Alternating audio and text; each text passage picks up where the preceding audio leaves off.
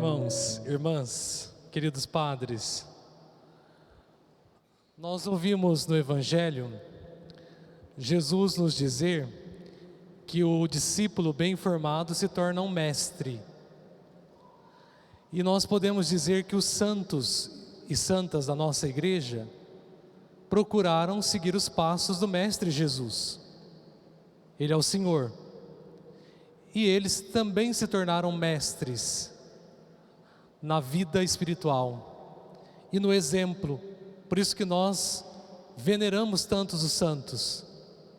Veneramos tantos santos porque eles são mestres, modelos para nós da vida religiosa, da vida apostólica.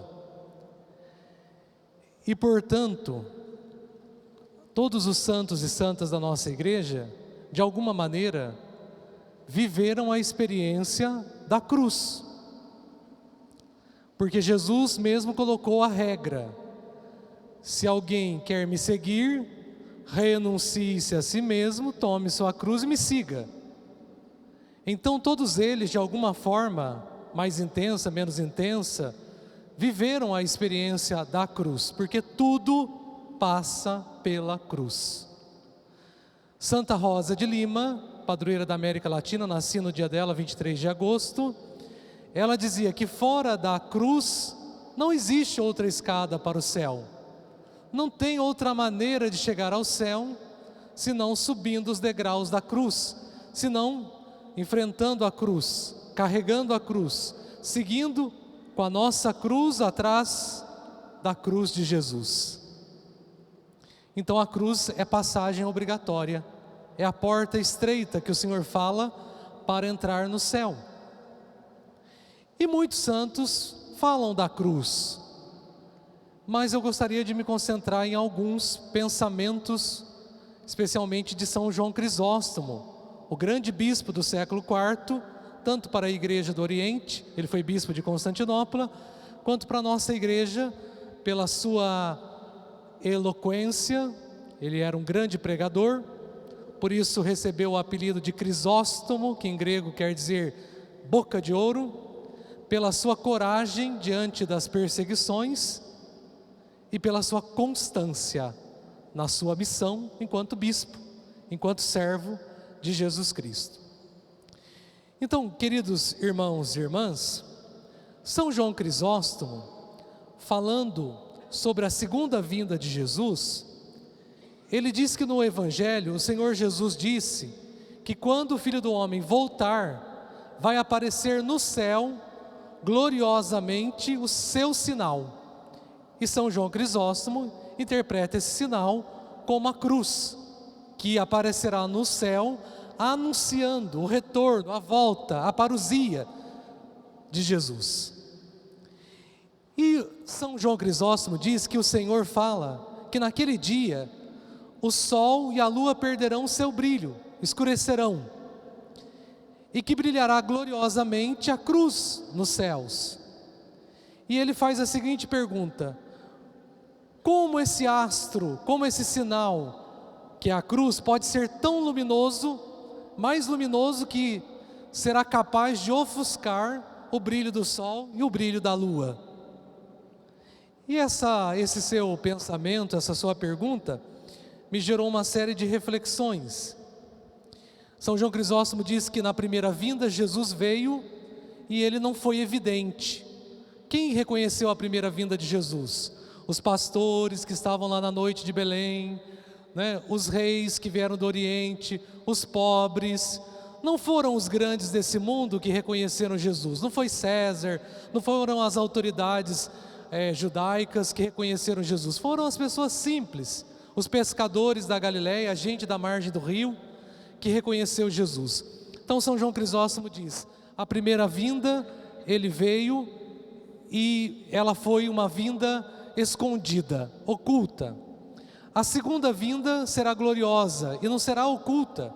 E o próprio Evangelho, a Escritura diz que, o livro do Apocalipse, que naquele dia em que Jesus voltar, todos olharão para Ele, todos o contemplarão, até mesmo aqueles que o transpassaram. Então a segunda vinda de Jesus será pública, Todos verão, todos entenderão, todos por força deverão reconhecer a sua segunda vinda. Mas chegou o ponto que me gerou reflexão e que gostaria de compartilhar com vocês. O dia da segunda vinda de Jesus, a cruz será gloriosa, como sinal no céu anunciando a sua vinda, mas não para todos. Será publicamente, mas não para todos. Para aqueles que têm fé, para aqueles que seguiram os passos do Senhor, esse sinal será luminoso, glorioso, mais importante que o sol e a lua. Mas para quem não tem fé, será um sinal terrível, será um sinal espantoso, porque deverão passar pelo julgamento do Senhor, o julgamento final, o juízo final. Então a cruz será um sinal luminoso e glorioso para aqueles que foram capazes de reconhecer na intimidade do seu coração, da sua vida, da sua experiência religiosa, o poder da cruz. Um dos prefácios da Paixão do Senhor, que a gente reza na liturgia eucarística da Semana Santa, diz assim: agora nós vemos claramente o julgamento do mundo, pelo poder radiante da cruz e a vitória de Jesus crucificado. Então, queridos irmãos e irmãs, o sinal da cruz será glorioso, vitorioso para aqueles que têm fé, será para nós, se nós já, nesse instante da nossa vida que Deus nos dá, nesse presente que o Senhor nos concede, nós já vivermos, experimentarmos, deixarmos o poder radiante da cruz nos transformar.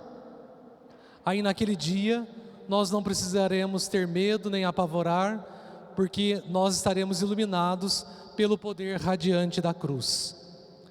E o que nos impede de sermos iluminados pelo poder radiante da cruz já, no presente que nós vivemos? A escuridão. E nós sabemos que o representante da escuridão é o maligno. Jesus diz: eu sou a luz do mundo, quem me segue não ficará nas trevas. Mas se nós não seguirmos Jesus, o que nos restará é a escuridão. E o que o maligno quer é nos trancar na escuridão. Um dia Jesus disse assim: se o teu olho for iluminado, todo o teu corpo será iluminado. Mas se o teu olho estiver escuro, quão grande será a escuridão da tua alma? Então, irmãos e irmãs, nós precisamos estar iluminados pelo poder radiante da cruz, deixar que a cruz ilumine todo o nosso ser, a nossa inteligência, a nossa memória, nossa capacidade de conhecimento intelectual, nossas emoções, o nosso corpo físico, precisa ser tudo iluminado, transpassado pelo poder radiante da cruz, para que a escuridão não cresça em nós, para que a escuridão não nos aprisione, não nos escravize. E nós sabemos que o maligno começa a nos trancar na escuridão quando ele vai nos tentando através da nossa mente. Jesus disse que aquilo que é ruim sai de dentro do coração. Nós ouvimos poucos domingos no Evangelho. E de fato é, porque o maligno começa a tentar a nossa mente da seguinte maneira: olha, se você mentir, uma mentirinhazinha não faz mal, ninguém vai descobrir. Se você esconder, ninguém vai saber, é só você. Se você pegar isso, não é seu, mas você precisa, você tá necessitando. O maligno vai nos enganando e nos aprisionando na escravidão do pecado. Mas essa mulher, ela é chata, ela te incomoda, ela fala na tua cabeça, aquela moça te dá atenção, ela é tão bonita, ela é tão atraente, por que você vai ficar preso nesse matrimônio, nesse casamento que não tem mais jeito? Vai ser feliz, você tem direito a ser feliz. O maligno vai nos enganando. Você tem que viver a sua vida, você tem que aproveitar. As pessoas dizem que isso é pecado, mas não é. As pessoas não querem que você viva. Então, com essas falas, o maligno vai nos escravizando, vai nos enganando e vai nos encerrando na escuridão. E de dentro do nosso coração vai brotando todos os males que Jesus anunciou naquele dia no Evangelho. as maldades, as invejas, as calúnias, as mentiras, as traições, as imoralidades, né? Tudo isso vai brotando dentro de nós. Isso vai fazendo com que nós nos distanciemos do poder da cruz. A gente não diz que o diabo foge da cruz, mas muitas vezes nós somos o diabo que foge da cruz, porque nós não queremos deixar que a cruz de Jesus nos ilumine, porque a cruz denuncia o nosso pecado. A cruz denuncia o nosso pecado. Então, se eu me aproximo da cruz, eu fico com vergonha. Se eu me aproximo da cruz, eu me sinto acusado, e eu não quero ser acusado. Nós não gostamos de ser acusados, né? Ninguém de nós gosta de ser apontado, acusado, corrigido, né? A gente não gosta. Nós queremos ser os certos, ter a razão, ser os donos da razão. Nós queremos ser perfeitos. Então, quando nós olhamos para a cruz, e a cruz nos acusa dos nossos pecados, nós fugimos também, fugimos de Cristo. Diz lá o livro do Gênesis que depois de nossos pais terem pecado, o Senhor Deus foi atrás de Adão e Eva, e o que os dois tinham feito? Se esconderam. Adão, quando Deus pergunta: Adão, onde você estava? O que você fez? Adão respondeu para Deus: eu tive medo e me escondi. Eu ouvi sua voz, tive medo e me escondi. Então, irmãos e irmãs, o pecado nos leva a nos esconder, nos leva à escuridão, a camuflar. E é isso que nós não podemos permitir. Nós temos que viver na luz, na claridade da luz. E só a verdade da cruz pode nos libertar. Por isso devemos nos aproximar da cruz, deixar que o poder radiante da cruz nos liberte, sem medo de que a cruz denuncie os nossos pecados. Por isso muitos santos diziam, quando olhavam para a cruz, que reconheciam os seus pecados, reconheciam a sua miséria. Santa Faustina Kowalska, numa das suas experiências místicas, ela estava terrivelmente atormentada, porque ela sofria perseguição, provavelmente de alguma irmã religiosa da congregação dela, e ela estava rezando, e nessa experiência mística, o Senhor falou com ela no seu íntimo, dizendo assim: Faustina, você não está percebendo o que eu sofri na cruz? Se você olhasse e contemplasse a minha paixão de verdade, isso que você está sofrendo não seria nada, você não consideraria como nada. Se você olhar para a minha paixão como você deve olhar, contemplar a minha paixão como você deve contemplar, o que as pessoas pensam, o julgamento das pessoas, né, as perseguições vão ser um nada para você. E aí ela entendeu que, contemplando a paixão de Jesus, ela se colocava acima dos juízos das pessoas, das coisas mesquinhas desse mundo. Muitas vezes, meus irmãos, nós sofremos porque a gente fica preso à mesquinhez do mundo, à mesquinhez das pessoas, do julgamento dos outros, da aprovação dos outros. Ficamos sofrendo porque ficamos presos a pequenas coisas, e a gente não se coloca acima, olhando para a cruz de Jesus e percebendo que tudo realmente precisa passar pela cruz, e a cruz é capaz de iluminar toda e qualquer situação da nossa vida. Então, queridos irmãos e irmãs, nós precisamos nos aproximar da cruz. Gregório de Matos, que foi um grande poeta dos anos 1600 no Brasil, tem um poema que é atribuído a ele e que eu gosto muito, e que se chama Voz Correndo Vou, e que ele faz uma meditação, e ele era franciscano terciário. Ele faz uma meditação diante de Jesus pregado na cruz. E vou transmitir aqui com palavras minhas, né, o que ele diz. Ele diz assim: a vós vou correndo, braços pregados na cruz, que para não me condenar estáis pregados. Então, ele se dirige a Jesus crucificado, porque ele sabe que Jesus crucificado não vai condená-lo, porque Jesus deixou os braços ser pregados na cruz, para não apontar o dedo para ele. Então, o Senhor, Ele não nos aponta o dedo, não nos condena, mas olhando para a cruz, nós precisamos sentir aquela compulsão, precisamos sentir aquele arrependimento, precisamos deixar que a cruz mostre as nossas feridas, os nossos pecados, para que Ele, com o seu amor que cura, possa nos libertar. E aí Gregório de Matos diz assim: a vós vou olhos baixos, que para não me julgar estáis fechados na cruz. Ou seja, Jesus fechou os seus olhos na cruz, morreu, para que não olhasse para nós com um olhar que condena, que julga, que rejeita. Deixou que os seus pés fossem pregados para não nos rejeitar. Deixou que o seu lado aberto fosse transpassado, que o seu lado na cruz fosse aberto, transpassado, para que nós pudéssemos ser curados das feridas do pecado. Então, queridos irmãos e irmãs, como eu estava dizendo, não podemos ter medo da cruz.